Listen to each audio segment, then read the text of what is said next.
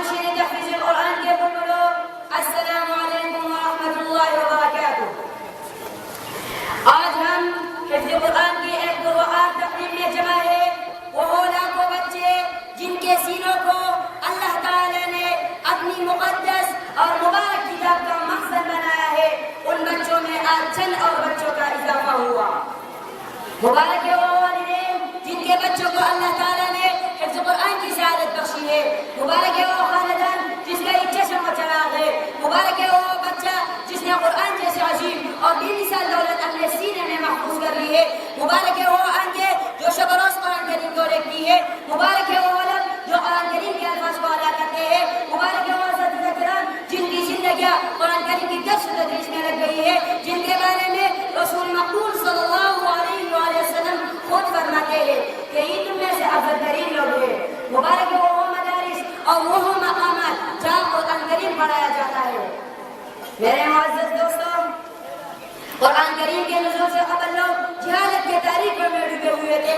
اللہ تعالیٰ نے قرآن کریم کے ذریعے ان کو علم کی روشنی سے نوازا۔ قرآن ہدایت کی کتاب ہے، قرآن رب کے ذات کا کلام ہے، قرآن عظیم نعمت ہے۔ قرآن کی ایک ایک حرف پر رب ذوالجلال نے 10 تسبیحوں کا وعدہ فرمایا ہے، بلکہ قرآن کریم کے ساتھ اقوام عالم کا علوم و زوال وابستہ ہے۔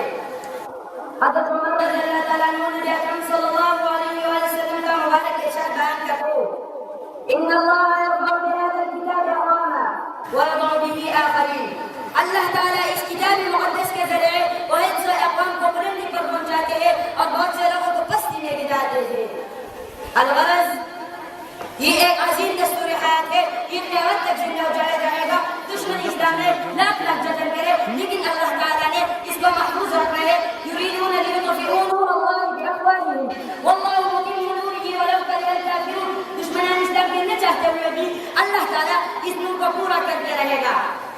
محترم سامعین، آج عالم کفر اپنے تمام طاقتوں کے ساتھ قرآن کریم کے ان مراکز کو سب ہستی سے مٹانے پر تلا ہوا ہے۔ وہ چاہتے ہیں کہ کسی طرح خیر کے ان مراکز کو دہشت گردی کے آڑے قرار دے، کسی طرح مسلمانوں کے دلوں میں مدارس کے خلاف نفرت بھی رکھی جائے، مدارس کی محبت ان کی دلوں سے ختم کی جائے۔ لیکن یاد رکھو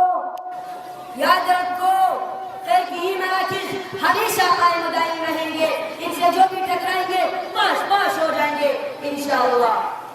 لیکن ضرورت اس بات کی ہے کہ ہم اللہ تعالیٰ کے اس رسی کو مضبوطی کے ساتھ تانے رہے۔ اللہ نہ کرے اگر ہم نے اس کتاب کو چھوڑ دیا تو ہم ذلیل و خوار ہو جائیں گے، دنیا بھر کے اقوام میں ہمارا نام و نشان تک باقی نہ رہے گا۔ میں آخر میں اتنا ضرور کہوں گا، وہ معزز تھے زمانے میں صاحب قرآن ہو کر، وہ معزز تھے زمانے میں صاحب قرآن ہو کر، ہم خوار رسوا ہوئے تارک قرآن